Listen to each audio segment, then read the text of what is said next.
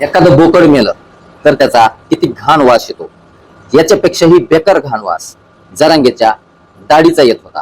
त्याला कोणी पोरगी देत नव्हतं, त्याचं लग्न होत नव्हतं.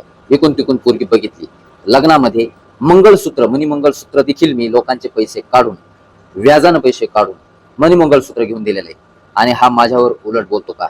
समाजामध्ये तेढ करतो, जातीच पातीमध्ये भांडणं लावतो आणि सामाजिक सलोखा बिघडतो. मनोज जरांगे, आता तुझ्या पाठीमागं कुणीही नाही, तुझं पितळ उघडं पडलेलं आहे. तू परदेशामध्ये पळून जायला बघतोयस, परंतु तुला संधी भेटत नाहीये. तुझं संपूर्ण मला माहिती आहे मनोज जरांगे, तुझा संपूर्ण इतिहास मला माहिती आहे. त्यामुळे तू गुळगुळ करू नको.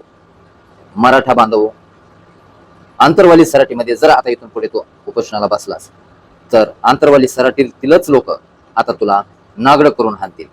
इतक्या भयानक आणि कडक शब्दांमध्ये पुन्हा एकदा आक्रमक भूमिकेमध्ये बैठ दिलेली आहे बटुळे बाबा यांनी.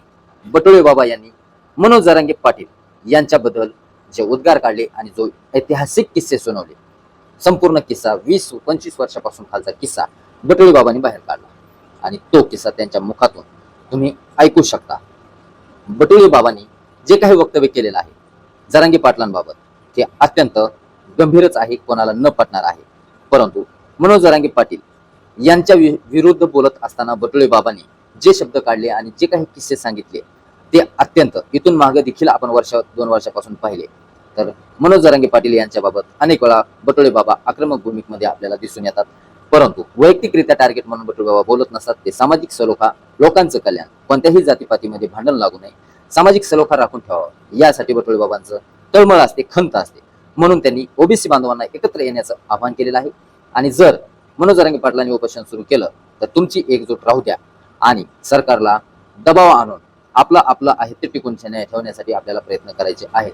मनोज जरांगे पाटील यांच्यावर टीका करत असताना भयानक अशा कडक आणि कटू शब्दांमध्ये वक्तव्य बटुळे बाबांनी केलेलं आहे. आंतरवाली सराटीमधले लोक नागड करून हाणतील. मराठा बांधवांना देखील समजलंय की तू कोणत्या लेवलचा आहेस. इतक्या भयानक शब्दांमध्ये बटुळे बाबांनी मनोज जरांगे पाटील यांच्यावर टीकास्त्र केलेलं आपल्याला दिसून येतं. आजच्या कार्यक्रमामध्ये ज्या वेळेला भाषणाला बटुळे बाबा उभा राहिले त्यावेळेला बटुळे बाबांनी मनोज जरांगे पाटील यांच्या विरुद्ध बोलत असताना काढलेले उद्गार आहेत. याबद्दल बटुळे बाबांनी काढलेल्या उद्गारांबद्दल आपली काय प्रतिक्रिया आहे? बटुळे बाबांनी केलेले वक्तव्य हे योग्य आहे की अयोग्य आहे? आपली प्रतिक्रिया कमेंट बॉक्समध्ये नक्की कळवा. भेटूया पुढील व्हिडिओमध्ये चालू घडामोडींसोबत, ताज्या बातम्यांसोबत. MMG न्यूज मराठी चॅनलला सबस्क्राईब करा, बेल आयकॉन घंटीला प्रेस करा. धन्यवाद.